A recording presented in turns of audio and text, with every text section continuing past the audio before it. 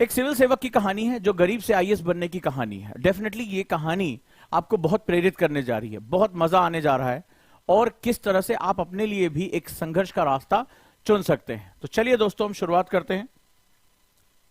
कहानी की शुरुआत होती है एक गरीब किसान, राजस्थान का दौसा नाम का गांव, पिछड़ा हुआ गांव, बहुत ज्यादा जो है वहां समृद्धि नहीं। एक गरीब किसान, माता पिता दोनों निरक्षर, यानी कि वो पढ़ लिख नहीं सकते, और पूरा जो है छोटी सी खेती, बड़ा परिवार, और ये परिवार जो है वो एक तरह से कह सकते हैं गरीबी रेखा के नीचे आता था। और गरीबी रेखा के आने की नीचे आने की वजह से जो सरकारी राशन है, सरकारी सहायता है, उसी की वजह से घर का जो है खर्च चला करता था। खेती किसानी इतनी छोटी थी कि उपज बहुत अच्छी नहीं हुआ करती है, बहुत ज्यादा जो है वो इनकम हमें यहां देखने को नहीं मिलती है। कहानी बिल्कुल ऐसी चल रही है। माता पिता को पढ़ाई लिखाई उनके जीवन में कभी नहीं रहा, तो इसलिए ये बहुत ज्यादा इसके बारे में नहीं जानते। इसी परिवार में हमारा जो हीरो है वो जन्म लेता है, इसी माता पिता के यहां जन्म लेता है और गरीबी इसको गिफ्ट में मिल चुकी होती है। बचपन से संघर्ष इसको गिफ्ट में मिल चुके होते हैं। अब ये गोल्डन स्पून बॉय नहीं है, इसके पास अब जो है वो संघर्षों की एक लंबी कहानी है। खैर, हमारी कहानी आगे बढ़ती है और ये परिवार भी आगे बढ़ता है। बहुत छोटा सा घर है, ढेर सारे लोग हैं, संयुक्त परिवार है, और जो सरकारी सहायता दी जाती है, सस्ता राशन, केरोसिन, मिट्टी का तेल, ये इनके परिवार में मिलता है और इसी वजह से ये खर्च चलता है। लेकिन ये बच्चा जो है वो शुरुआत से हंसमुख और उम्मीदों से भरा हुआ है। ये इसके अंदर सपने हैं, इसकी नन्ही नन्ही आंखों में भरे, चाहे बदन पर बहुत खूबसूरत कपड़े नहीं हो, लेकिन आंखों में सपने हैं, आंखों में कुछ करने का उत्साह है, और इसी उत्साह में वो बातें करता है। ये ऐसे समाज से आता है जो ग्रामीण परिवेश में, जिसको उच्च समाज नहीं कहा जाता है, जाति प्रथाओं में नीचे की तरफ है। तो गांव का माहौल भी बड़ा अजीबोगरीब हमें देखने को मिलता है।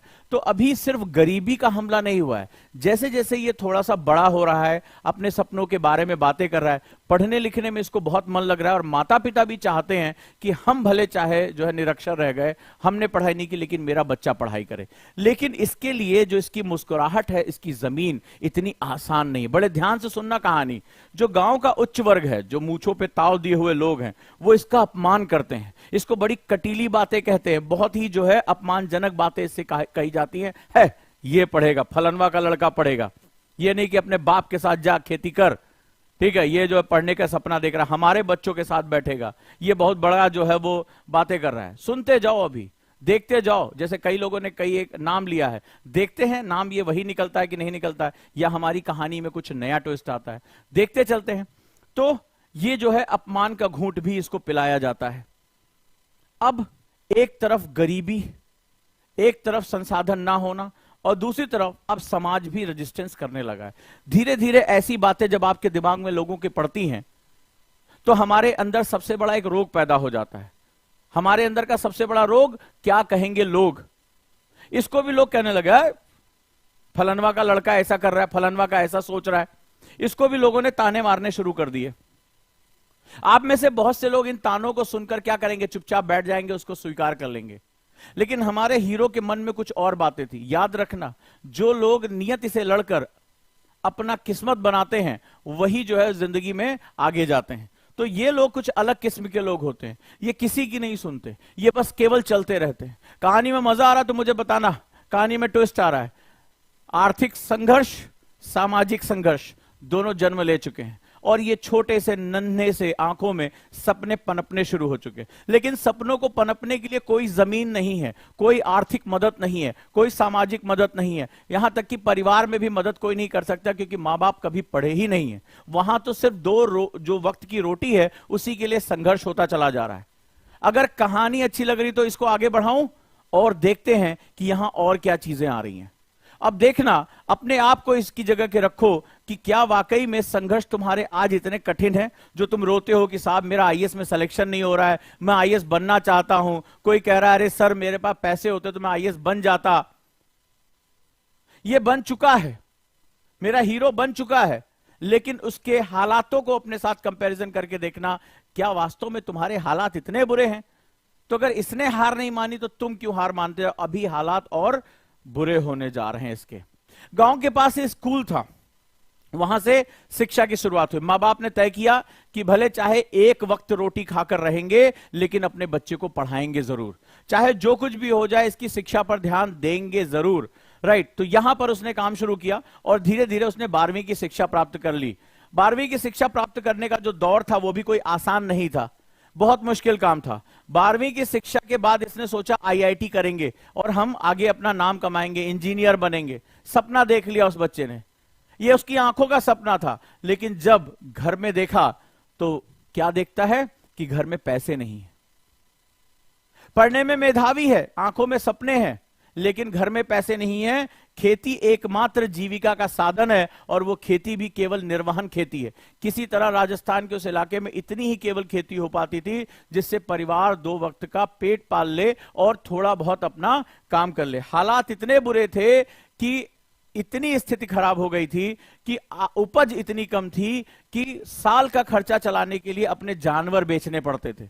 जानवर बेचने पड़ते थे तब जो है वो पूरे परिवार का खाने का खर्च चल पाता था। और एक बार ऐसी स्थिति भी आई कि स्कूल की ड्रेस के लिए मां ने अपने चांदी के जेवर, जो पुश्तैनी थे, सोने के जेवर नहीं, उस परिवार में सोने के जेवर नसीब किसी को नहीं थे, जो चांदी का पैरों में पहनने वाला कड़ा था, हाथों में कड़ा था, जो शायद शादी के वक्त मिला था, उसको भी मां ने बेच दिए। हमारी तुम्हारी जिंदगी बनाने के पीछे मां बाप का जो त्याग होता है वो बहुत बड़ा होता है, बहुत बड़ा होता है। बस यही चीज हमें समझनी है और इसी चीज को हमें आगे लेकर बढ़ना है। आर्थिक स्थिति खराब से खराब परिवार की होती चली जा रही है कि मां को जेवर बेचने पड़ गए, परिवार का खर्चा चलाने के लिए जानवर बेचने पड़ते थे, तब जो है वो परिवार का खर्चा चलाते थे। अब जरा देखो कि क्या हो रहा है। जीवन में आगे बढ़ता चला गया, आईआईटी में जाने का सपना छोड़ देना पड़ा क्योंकि परिवार के पास पैसे नहीं थे। तो एक सपना उसने ड्रॉप कर दिया। लेकिन कहते हैं ना कि होनहार बिरवान के होत चिकने पात, जिसके अंदर वो सपना एक बार पनप गया वो जमीन नहीं छोड़ता है। जो दिल से सपने देखते हैं, जो अपनी आत्मा से सपने देखते हैं, वो अपने सपनों को कभी छोड़ नहीं पाते। आगे जीवन में एक गुरु मिले और उन्होंने कहा कि अगर तुम्हें अपने अपने परिवार, अपनी सामाजिक स्थिति सब कुछ बदलना है तो तुम्हें सिविल सेवा का सपना देखना होगा, तुम्हें आईएएस बनने का सपना देखना होगा। आईएएस ये क्या होता है? मैं तो आईआईटी में जाना चाहता था लेकिन मैं नहीं जा पाया, मेरे अंदर तो सब कुछ टूटा पड़ा है, मुझे लगता है कि मेरे हाथ से वो मौका मिल गया, अब जीवन में मेरे सामने क्या होगा? बोला नहीं, अगर तुम आईआईटी भी करके जाओगे तो तुम्हारे गांव का उच्च वर्ग जिसने तुम्हारा अपमान किया था, जिसने तुम पर जातिगत टिप्पणियां की थी, शायद वो तुम्हारे सामने अभी भी अकड़ कर खड़ा होगा। लेकिन एक बार अगर तुम आईएएस बन गए तो तुम्हारे माता पिता को जो सम्मान मिलेगा, और वो जो मूंछों पे ताव दिए तुम्हें गालियां देता था, उसकी हिम्मत नहीं होगी कि तुम्हारी आंखों में आंखें डालकर बात कर ले। और वो तुम्हारे दरवाजे पर आएगा और कहेगा मुझे गर्व है तुम पर, मुझे गर्व है, इस पूरे गांव को गर्व है कि हमारे गांव से एक आईएएस ऑफिसर निकला है, आईपीएस ऑफिसर निकला है। कैसी दशा चल रही है, क्या इसमें बदलाव आ रहा है? हालात देखते जाओ कैसे बदलते जा रहे हैं। और उस गुरु की बात दिल में बैठ गई कि आईएएस का सपना देख लिया जाए। लेकिन दिक्कत क्या थी? दिक्कत एक बड़ा प्रश्न, मुखर्जी नगर आना है, तैयारी करना है, 10,000 रुपए महीने। अरे इतना तो मेरे पूरे परिवार का खर्चा नहीं है, कहां से मैं ये पैसा लेकर आऊंगा? ये तो न्यूनतम खर्चा है। आज तो ये खर्चा 20,000 रुपए महीने से ज्यादा हो गया। 10,000 रुपए महीने में कैसे इंतजाम करूंगा? पिता से भी मांग नहीं सकता, कहां से लेकर आएंगे? जिस परिवार में जानवर बेचकर साल का खर्चा चलता हो, 2 वक्त का अनाज आता हो, उस परिवार में क्या कोई बच्चा अपने पिता से 10,000 रुपए महीने मांग सकता है? 1,20,000 रुपए दिल्ली में रहने के लिए मांग सकता है? कल्पना से भी दूर है। जिसके पास आईआईटी में जाने का मौका था वो पैसे की कमी से नहीं जा पाया, कल्पना भी नहीं कर सकता। हाय विधि का विधान, पता नहीं क्या हो रहा है। इसने कहा अब रहने दो, अभी आईएएस मेरे फेवर में नहीं है, रहने दो। गुरु ने उत्साहित किया कि सपने देखो, अगर हालात बदलना चाहते हो तो तैयारी करो। लेकिन इसके कोई भी इसकी जो कंडीशन थी इसके फेवर में नहीं थी। इसने खुद से कहा रहने दो यार, अब कुछ और कर लेंगे, आईएएस का मेरे बस का नहीं है। हमारी जिंदगी में ना ये अप एंड डाउन आते रहते हैं और कोई ना कोई आता है जो हाथ पकड़ के हमें, जब हम डाउन होते हैं तो हमें खींच के बाहर निकाल देता है। लेकिन सिर्फ कमाल उसके खींचने का नहीं है, कमाल तुम्हारे खींचने का भी है। अगर गुरु हाथ बढ़ाए और तुम हाथ झटक लो तो कभी भी बाहर नहीं निकल सकते गर्त से, क्योंकि तुम्हें उस गर्त में मजा आने लगा है। लेकिन जब कोई हाथ बढ़ाए और हाथ पकड़कर हिम्मत करके बाहर आ जाते हो तो जिंदगी बदल देते हो, जिंदगी बदल देते हो। गुरु ने कहा अगर ऐसी स्थिति है तो एक काम करो, एसएससी दे दो। मेहनती हो, पढ़ने में अच्छे हो, आंखों में सपने हैं, एक छोटा सा एग्जाम दे दो और उससे जो पैसे आए, तुम्हें अपने परिवार से पैसे ना मांगने पड़े, लेकिन अपने सपने को मरने मत देना। एग्जाम दिया, सेलेक्ट हो गए। एग्जाम दिया, सेलेक्ट हो गए, क्योंकि अंदर आग लगी हुई थी। जीवन जब तुमसे बहुत कुछ छीनता है, किस्मत जब तुमसे बहुत कुछ छीनती है, और जो योद्धा होते हैं जिनके अंदर लड़ने की आग होती है ना, वो उतने ही ज्यादा खूंखार हो जाते हैं। वो कहते हैं कि तुमने मुझसे छीना है, तुमने मुझसे बार बार छीना है, अब मैं तुम्हारे हलक में हाथ डाल के अपना हिस्सा छीनूंगा। वो मांगते नहीं है जिंदगी से, वो कभी किसी के सामने दरख्वास्त नहीं करते हैं, हे मुझे दे दो, हे मुझे दे दो। वो कहते हैं ये मेरा हिस्सा है, तू छीन, तू एक बार छीन, तू दो बार छीन, लेकिन जब मेरा हिस्सा आएगा तो तुझे देना पड़ेगा। यही होती है विजेताओं की निशानी, यही होती है वो महत्वपूर्ण निशानी। और वो क्या करते हैं, वो इस दुनिया में, वो इस ताकत में हलक डाल के छीन लेते हैं। वो मांगते नहीं है, वो छीन लेते हैं। वो कहते हैं किस्मत से तू कितनी बार छीनेगी, छीन, तू जितना हो सके छीन, मैं अपना हिस्सा ले लूंगा। आग लगी हुई थी, क्वालिफाई हुए।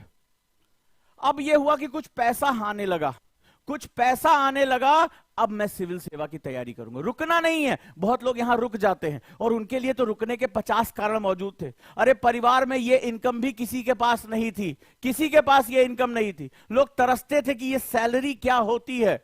वहां तो खाली जीवन चलाने के लिए पैसे थे, चाहते तो यहीं रुक जाते, लेकिन रुकना नहीं था।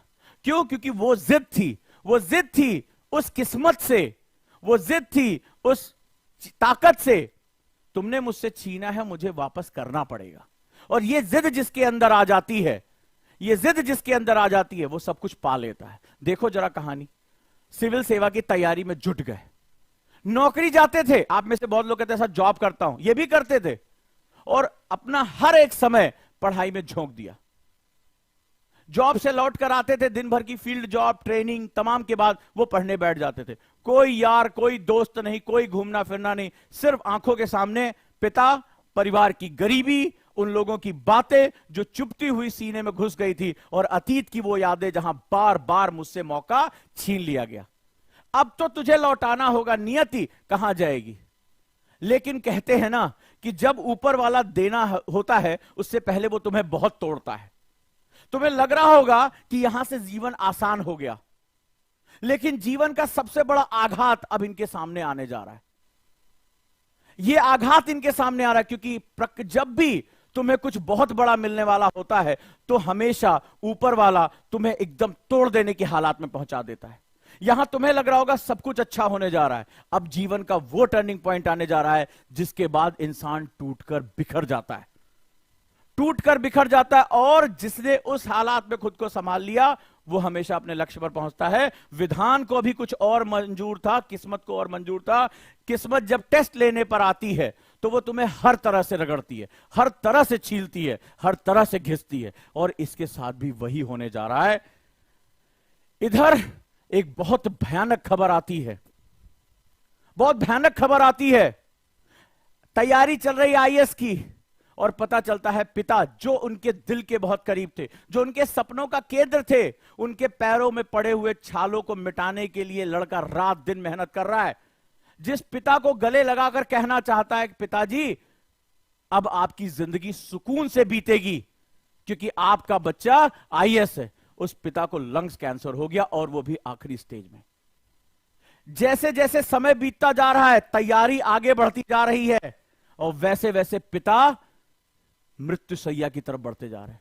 खून की उल्टियां हो रही हैं, फोन करो तो रोज घर में रोना की खबरें आ रही हैं, घर में मातम है। ये बिल्कुल पता है कि यमराज दरवाजे पर खड़े हैं, कभी भी जो उनको बुला के लेके जा सकते हैं। तुम उस लड़के के हालात की चिंता करो जिसने प्री क्वालिफाई किया है, और प्री क्वालिफाई होते जब घर पर फोन कर रहा है, तो खबर में उसको पता चल रहा है कि पिता को लंग्स कैंसर, पिता खून की उल्टियां कर रहे हैं, बचना बहुत मुश्किल है। जिस पिता के लिए पढ़ाई की थी, तुम अंदाजा लगाओ कि उसके इमोशन की क्या हालत हो रही होगी, उसके इमोशन की क्या हालत हो रही होगी। वो शैटर हो गया, वो टूट चुका है, आंखों में आंसू हैं, मन कर रहा है सब कुछ छोड़कर पिता के पास भाग जाऊं, कम से कम अंतिम समय में तो उनके साथ रहूं। क्या करोगे तुम इस हालात में? ज्यादातर लोग छोड़कर भाग जाएंगे, इसे अपना बहाना बना लेंगे। लेकिन इसने एक उल्टा काम किया। इसने वादा किया कि मेरे पिता के पास जितना भी समय है मैं उसी में रिजल्ट निकाल के दिखाऊंगा। मेरे पिता के पास जितना भी समय है मैं उसी में रिजल्ट निकाल के दिखाऊंगा। इस संसार को छोड़ने से पहले, यह तो अंतिम सत्य है, इस संसार को छोड़ने से पहले मैं अपना रिजल्ट दिखाऊंगा। उनकी आंखों में खुशी के आंसू देखूंगा कि संसार से जब वो जाएं तो बहुत संतुष्ट होकर जाएं। मेरे हिस्से में पूरे जीवन भर पिता का प्यार नहीं तो क्या हुआ, लेकिन अब मुझे यह करना है। अंदाजा लगाओ हालात हमारे माइंडसेट पे कितने बदल जाते हैं। अंदाजा लगाओ कि जब भी घर पर बात हो रही है एक बुरी खबर का इंतजार हो रहा है। हर दिन, हर बार कोई सूचना यही डराती है, क्या वो आखिरी सूचना है, क्या वो आखिरी सूचना है, क्या वो आखिरी सूचना है। इस डर के बीच में, इस डर के बीच में पढ़ाई करनी है। एक तरफ मेंस और एक तरफ पिता का, मरते हुए पिता को देखना। नियति ने भी क्या लिखा है, जरा खुद को उस हालात में रख के देखो, तुम्हारे इमोशंस की ऐसी तैसी हो जाएगी। कई बच्चे कहते हैं कि सर प्यार में धोखा मिला। अरे एक प्यार में तुम्हें धोखा मिल गया, तुम्हारा इमोशनल हर्ट हो गया, तुम आईएएस की तैयारी छोड़ चुके हो, इससे बड़ा क्या। वो पिता जो हमें संसार में लेकर आया और उसको रोज के रोज इस हालात में देखना और फिर दिमाग को फोकस करके रखना कि मुझे पढ़ना है, मुझे पढ़ना है, मुझे पढ़ना है, इससे बुरे हालात नहीं देखे होंगे तुमने। तो अब अपने आप से वादा कर लेना, कभी जिंदगी में कोई बुरी सिचुएशन आए तो इस कहानी को याद कर लेना, इसको बार बार देखना, अपने दोस्तों को भी ये वीडियो शेयर करना। वो जो कहते हैं अरे यार फाइनेंशियल सिचुएशन ठीक नहीं है, अरे यार मूड ठीक नहीं है, अरे यार जॉब में जाते हैं, अरे यार घर में थोड़ी सी प्रॉब्लम चल रही है, अरे यार पापा सपोर्ट नहीं करते, उनको ये वीडियो भेज देना, या तुम भी ये वीडियो देखना कि यार इससे बुरे हालात तो मेरे नहीं हो सकते। किस सिचुएशन में विधान ने डाल दिया। और ये बात याद रखना, जो विजेता होते हैं ना वो तोड़ देने वाली दुख से होकर गुजरते हैं, वो तोड़ देने वाले दुख से गुजरते हैं, क्योंकि ईश्वर कभी भी ऐसे तुम्हें थाली में सजाकर कोई बहुत बड़ा जीत तुम्हें नहीं देता है। ये बात याद रखना। वो बहुत ही बुरे हालात से गुजर रहा था, एक तरफ लक्ष्य और एक तरफ इमोशन। लक्ष्य और इमोशन के बीच में ये झूलता चला जा रहा था, लेकिन तय कर लिया जो लड़ेगा वही जीतेगा। और एक दिन वो भी आता है, उसी समय रिजल्ट निकलता है और वो भारतीय प्रशासनिक सेवा, इंडियन एडमिनिस्ट्रेटिव सर्विसेज के लिए चुन लिया जाता है। अपने गांव का पहला व्यक्ति जो यहां तक पहुंचा, अपने गांव का पहला व्यक्ति। और जब ये खबर वो अपने पिता को सुनाता है तो पिता कहते हैं तूने इस मरते हुए बूढ़े बाप की सारी उम्मीदें पूरी कर दी, तुमने इस मरते हुए बूढ़े बाप की सारी उम्मीदें पूरी कर दी। मुझे अपने जीवन में आज तक इतनी बड़ी खुशी नहीं मिली बेटा। और यह खुशी वो अपने पिता को देता है। हालांकि इस खुशी को अपने पिता के साथ बहुत लंबे समय तक वो शेयर नहीं कर पाता, लेकिन आज अपनी मेहनत, अपने संघर्ष के दम पर चेतन कुमार मीना भारतीय प्रशासनिक सेवा के एक बहुत होनहार ऑफिसर हैं। और न सिर्फ वो होनहार ऑफिसर हैं, उन्होंने जो अपने जीवन में झेला है, चाहे वो पक्षपात, भेदभाव, गरीबी, उनके घर में जो है गरीबी के राशन से जो है खर्चा चलता था, उन्होंने अपने जीवन को इसका मकसद बना लिया, अपना मकसद बना लिया कि मैं कभी अन्य लोगों के साथ ऐसा नहीं होने दूंगा, नहीं होने दूंगा। और उसका नतीजा रहा कि वो बेहतरीन ऑफिसर्स के रूप में जाने जाते हैं, जहां पर लोग जब अपनी मदद करने मांगने पहुंचते हैं तो ये मदद करने के लिए तैयार रहते हैं। इसे हम सही मामले में क्या कहते हैं? हीरो कहते हैं। क्या आप हैं वो हीरो? क्या आप बनना चाहते हैं वो हीरो? अगर आपने संघर्ष किया है, आपने मुश्किलें झेली हैं, तो क्या आपके अंदर वो दम है? क्या यहां इस मंच पर मुझसे वादा कर सकते हैं कि सर जितनी मुश्किलें मैंने झेली हैं आने वाली पीढ़ी को नहीं झेलने दूंगा? यही इनके जीवन का मकसद है। किसी और पिता को दवाई के इलाज में मरने नहीं दूंगा, किसी बच्चे को उसके सपने मरने नहीं दूंगा। है हिम्मत, है मकसद। इस वीडियो का मकसद यही था, यह चीज बताने का मकसद यही था कि जब हम परिवर्तन करने पर आते हैं तो हम कितना कुछ बदल सकते हैं। जब हम परिवर्तन करने पर आते हैं तो क्या क्या चीजें बदल जाती हैं।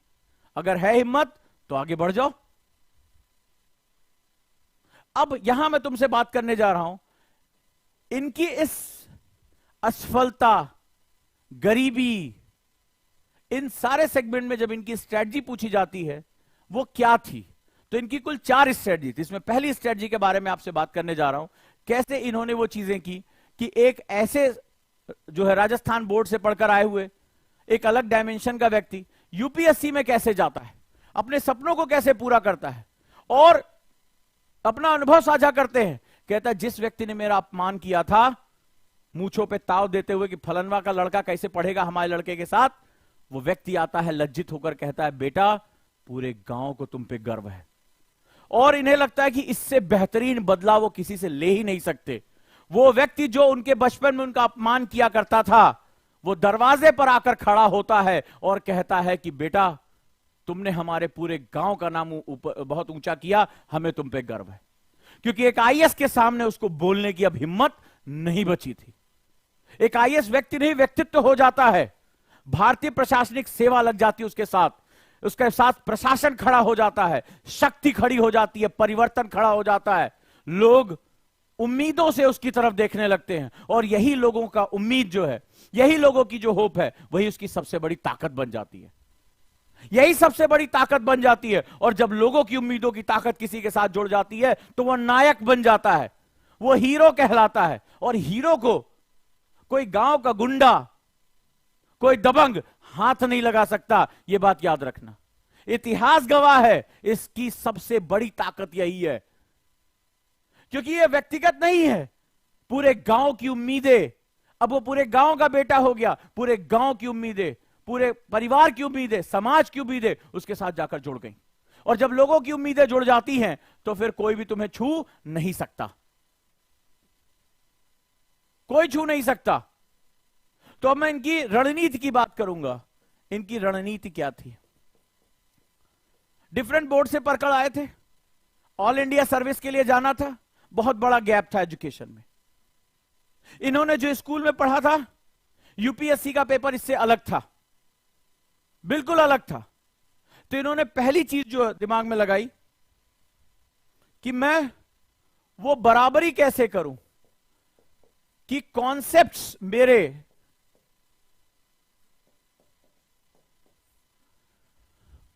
मेरे दूसरों के बराबर हो जाए। क्योंकि उन्हें यह समझ में आ गया था कि मैं बहुत पिछड़े क्षेत्र से आया हूं, मेरे पास कोई संसाधन नहीं है।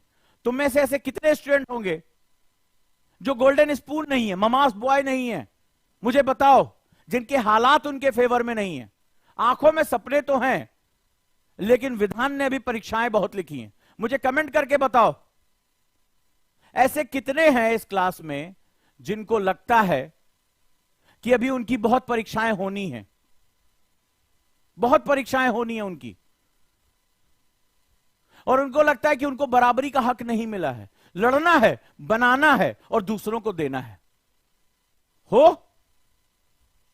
अगर हो तो मुझे बताओ। तो इसने कहा कि मुझे लड़ाई को समानता पे लेके आना है। मैं क्या करूं, कहां जाऊं? क्यों? क्योंकि ये लड़ाई कॉन्सेप्ट की लड़ाई है। अगर मेरे कॉन्सेप्ट पूरे होंगे, अगर मेरी अवधारणाएं मजबूत होंगी, मैं विषय को बहुत अच्छी समझ पाऊंगा अपने बैकग्राउंड से हटकर, तो ही तो मैं बराबरी की लड़ाई लड़ पाऊंगा। और इसमें सबसे ज्यादा मेरी मदद कौन करेगा? एनसीईआरटी। एनसीईआरटी। अब प्रश्न है एनसीईआरटी क्यों? 4 स्ट्रेटजीज में से पहली स्ट्रेटजी इनकी बता रहा हूं। इन्होंने कहा कि यह जिंदगी की मेरी सीढ़ी है और मैं कई बार पहले पायदान पे भी नहीं पहुंच पाया। गरीबी थी, आईआईटी में नहीं जा पाया, पैसे कम थे, जल्दी तैयारी नहीं शुरू कर पाया। मैं क्या करूं? तो ये इस जिंदगी की सीढ़ी में बहुत नीचे थे और इन्हें पता था कि केवल शिक्षा और कॉन्सेप्ट में जो पकड़ है वही इन्हें सीढ़ी दर सीढ़ी ले जा सकती है। अब सवाल है कि जो पहला पायदान था वही इनके लिए सबसे कठिन था, क्योंकि जिंदगी में जो पहला पायदान होता है वो सबसे ऊंचा होता है। यह बात याद रखना। आप में से बहुत से लोग होंगे जो आईएएस की तैयारी करने की सोच रहे हैं, करेंगे नहीं। आप में से कई लोग होंगे फॉर्म भरेंगे, एग्जाम सेंटर नहीं जाएंगे। मैंने यूपीएससी का आंकड़ा चेक कर लेना। उनको डर लगेगा कि शायद इस बार नहीं होगा, उनका अगली बार भी नहीं होगा। आप में से कई लोग हैं जो सोच रहे हैं एनसीईआरटी पढ़े कि ना पढ़े, फाउंडेशन पढ़े कि ना पढ़े, अभी पढ़े अगले साल पढ़े, अभी तो हम गरीब हैं। तो आप में से बहुत से लोग ये पहला पायदान जो फर्स्ट स्टेज है इस पे पैर नहीं, क्योंकि सबसे ऊंचा यही होता है। इनको ये समझ में आ गया कि भाई इनके हालात ठीक नहीं है, इन्हें सबसे पहले पहला पायदान रखना पड़ा। बहुत समझदारी से डिसीजन लिया। क्या करूं? बोला पहले कॉन्सेप्ट पे पकड़ बना लो। एक बार कॉन्सेप्ट पे पकड़ आ गई तो मैं कोई ना कोई रास्ता तो निकाल ही लूंगा, गरीबी से लड़ ही लूंगा। और उन्होंने इसके लिए चुना एनसीईआरटी, क्योंकि एनसीईआरटी ऑल इंडिया सर्विस के लिए सबसे बेहतरीन सेटअप देता है। कॉन्सेप्ट के बारे में बात करता है, ये बातचीत करते हुए विकसित होता है। और वो कॉन्सेप्ट जो ये नहीं जानते थे कि ये चीज कैसे होती है। पछुआ पवन चलती है, वेस्टर्लीज चलती है, ईस्टर्लीज चलती है, ये नाम तो आप किसी भी किताब में रट लोगे, लेकिन ये क्यों चलती है, यही क्यों चलती है, क्या प्रभाव पैदा करती है और इन प्रभावों से विश्व पर क्या फर्क पड़ता है, आर्थिक, सामाजिक, सांस्कृतिक, राजनीतिक, भौगोलिक, ये क्या फर्क होते हैं। इन प्रश्नों को अपने दिमाग के अंदर लाने के लिए आपको लर्निंग प्रोसेस में जाना पड़ता है। पछुआ पवन के बारे में जानकारी प्राप्त कर लेने, उसको रट लेने से यूपीएससी का ऑल इंडिया सर्विस नहीं निकलती है। क्योंकि जो एलीट क्लास है, जिसके पिता आईएएस हैं, वो भी चाहेंगे कि भैया मेरा बच्चा आईएएस बने, सिविल सेवा में जाए। हर मध्य वर्ग के बच्चे का एक ही सपना होता है कि मेरा बच्चा आईएएस या आईपीएस बन जाए। पता करके देख लेना। और ये जो है वो चेंज हो। सवाल है कि आपने फैक्ट रटा या उसके रीजंस को जाना। रीजंस बताने के लिए एनसीईआरटी से बेस्ट कुछ भी नहीं है। एनसीईआरटी से बेस्ट कुछ भी नहीं है।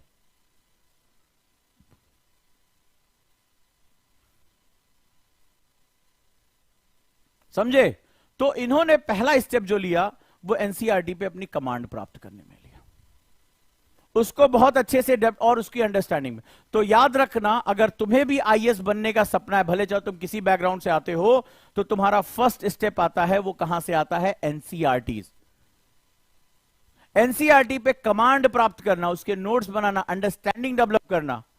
क्योंकि एनसीईआरटी की किताबें यूपीएससी के लिए अंडरस्टैंडिंग डेवलप करती है। लोगों को लगता है एनसीईआरटी फैक्ट्स है, उसको जला दो। एनसीईआरटी अंडरस्टैंडिंग है, कॉन्सेप्ट बिल्डिंग है। ये तुम्हें बराबरी पर लाकर खड़ा कर देगा उन सभी के साथ जो तुमसे आगे हैं, जो तुमसे पहले तैयारी कर रहे हैं, जो ज्यादा प्रिविलेज हैं, जो पैसे वाले हैं, उनके बराबर लाकर खड़ा कर देगा। एनसीईआरटी की वो ताकत है, अगर तुमने सही तरीके से उसका इस्तेमाल कर लिया, सही तरीके से उसका इस्तेमाल कर लिया। और यही कारण है कि एनसीईआरटी आंदोलन का बैच हमने बहुत पहले फोकस कर दिया था। ठीक है, 2 मार्च से क्लास शुरू हो रही है। इसीलिए क्योंकि पता था एनसीईआरटी हम खुद से पढ़ने बैठेंगे 3000 प्लस पेजेस हैं। ऐसा नहीं कि पढ़ा नहीं जा सकता, समय कितना देना है इसके लिए, क्योंकि अभी ये पहली सीढ़ी है, अभी इसके बाद बहुत सीढ़ियां आपको चढ़नी है, बहुत से जवाब देने हैं। तो क्या हम वो जवाब दे पाएंगे? तो एनसीईआरटी आंदोलन शुरू कर रहे हैं। और कल जो है वो फाउंडेशन के लिए होली ऑफर में एक जबरदस्त ऑफर लेकर आ रहा हूं। कल से, कल भी मेरी एनसीईआरटी की क्लास है और वो इसलिए है कि आप उसमें कैसे अपने नोट्स बनाएंगे, एनसीईआरटी में एनालिटिक्स कैसे करते हैं आप, इसके बारे में हम बात करेंगे। राइट?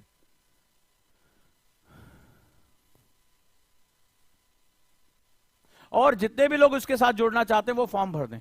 कल इस होली ऑफर का लाभ उठाना चाहते हैं जहां पर जीएस फाउंडेशन और एडवांस एनसीईआरटी के बैच के साथ जुड़ना चाहते हैं। GS foundation pre cum mains का 1 साल का बैच है जो 6999 में, 6999 पूरे 1 साल की पढ़ाई, देश का सबसे सस्ता कोर्स। लेकिन क्या एनसीईआरटी उसमें और हेल्प करेगी? बहुत हेल्प करने जा रही है। अगर इन दोनों को मैं मिला दूं तो इसको बोलूंगा सक्सेस। यानी अगर तुम एनसीईआरटी और जीएस फाउंडेशन एक साथ करते हो तो तुम्हारे सक्सेस का रेशियो बहुत बढ़ जाएगा। जहां पर ये 1 वर्ष का कोर्स है, ये 4 मंथ का है, लेकिन ये दोनों मिलाकर आपकी सक्सेस को तय करेंगे। और इन दोनों को लेकर मैं कल बंपर ऑफर लेकर आने वाला हूं। बंपर ऑफर, आप विश्वास नहीं करेंगे, इतनी कम फीस में ये दोनों के साथ वो जुड़ जाएंगे। राइट, ओजांग एनी टाइम लर्निंग ऐप। तो कल का इंतजार करिए, कल 4 बजे मिलता हूं, एनसीईआरटी से नोट्स बनाना बताता हूं कि एलडब्ल्यूएमआई नोट्स कैसे बनाए जाते हैं, less word more information magical notes कैसे बनाए जाते हैं, कैसे उसको कंप्लीट करना होता है। और ये 27 तारीख से शुरू हो रहा है, 27 फरवरी से जीएस फाउंडेशन, और ये एडवांस एनसीईआरटी का बैच शुरू हो रहा है। और उन सभी की जिन्होंने जीएस फाउंडेशन में एडमिशन ले लिया है, उनके लिए जबरदस्त ऑफर आने जा रहा है। कल जबरदस्त ऑफर है, तो जो फॉर्म यहां शेयर किया जा रहा है आप उसको भर भी सकते हैं। और आज अभी तक ओजांग टेस्ट प्रैक्टिस पे कितने लोगों ने टेस्ट दे दिया? राइट, ओजांग टेस्ट प्रैक्टिस पे अगर आप लोगों ने टेस्ट दिया होगा, ओटीपी पे एक कॉन्सेप्टर का स्कॉलरशिप टेस्ट था, शाम को 7 बजे बंद होगा। आप लोगों को ज्यादा से ज्यादा वो टेस्ट अपीयर करना चाहिए। कॉन्सेप्टर का ऑनलाइन स्कॉलरशिप टेस्ट, जो पहले 100 स्टूडेंट होंगे उनको ईएमआई में एडमिशन लेने का मौका और फीस में 10% की छूट मिलेगी। कॉन्सेप्टर 2 साल का बैच है, उसके साथ भी आप लोग जुड़ जाइए। क्लियर दोस्तों? कितने लोग इसके साथ टेस्ट में दे चुके हैं मुझे बताएं। आज 11 बजे से स्कॉलरशिप टेस्ट लाइव था ओजांग टेस्ट प्रैक्टिस ऐप पर। कितने लोगों ने दिया? एक ने लिखा हां सर मैंने दिया, शाबाश। डरना किस बात का? और देखना चाहता हूं, ये रहा मेंस आंसर प्रैक्टिस, यहां मेरा असाइनमेंट है, ओजांग सर क्लास असाइनमेंट। कितने लोगों ने ये टेस्ट दिया यहां जाकर? जो मैंने पढ़ाया है 99 रुपीज में, उसके टेस्ट हैं। केवल अभी तक 72 लोगों ने टेस्ट दिया। आप जाइए और ज्यादा से ज्यादा टेस्ट दीजिए। राइट दोस्तों? तो चलिए जुड़ते हैं हम लोग।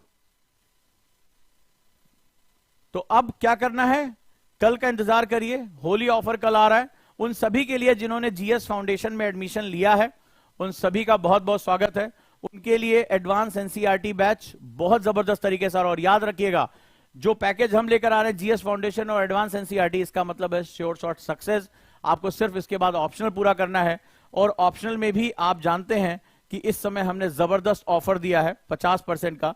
जो भी हमारे स्टूडेंट हैं ऑप्शनल जो लेना चाहते हैं, उस पर 50% डिस्काउंट हमारा चल रहा है, 50% सभी ऑप्शनल पे। तो जो लोग जुड़ना चाहते हैं वो जुड़ जाएं इसके साथ। तो sociology, history, PSIR, Hindi optional और ज्योग्राफी, इन सभी में 50% का डिस्काउंट चल रहा है। इसके साथ भी आप लोग जुड़ जाइए। ओजांग एनी टाइम लर्निंग ऐप पे सारी क्लासेस चल रही हैं, उसके साथ जुड़ते रहिए। और ओटीपी पे आप जाकर टेस्ट दे सकते हैं ज्यादा से ज्यादा। और किसी को भी कोई और जानकारी लेनी हो तो सिंपल एक नंबर है 8750711100। इस पर आप कॉल कर सकते हैं या अपनी प्रॉब्लम यहां बता सकते हैं। हिंदी और इंग्लिश दोनों मीडियम में हमारे बैच है। कॉन्सेप्टर 2 साल का बैच है 6999, 1 साल का बैच है। दोनों में बहुत अंतर है। कॉन्सेप्टर में इस बार मार्गदर्शन भी जुड़ रहा है। मार्गदर्शन पर्सनल मेंटरशिप है, यानी कोचिंग के साथ साथ पर्सनल मेंटर्स आपके लिए अपॉइंट किए जाएंगे, जो आपकी आंसर राइटिंग, आपकी इंप्रूवमेंट, टाइम मैनेजमेंट, ये सारा चीज वो देखेंगे। Thank you so much. और आप जितने भी स्टूडेंट हैं जो कल होली ऑफर में जुड़ना चाहते हैं, वो फॉर्म यहां पर भर दें।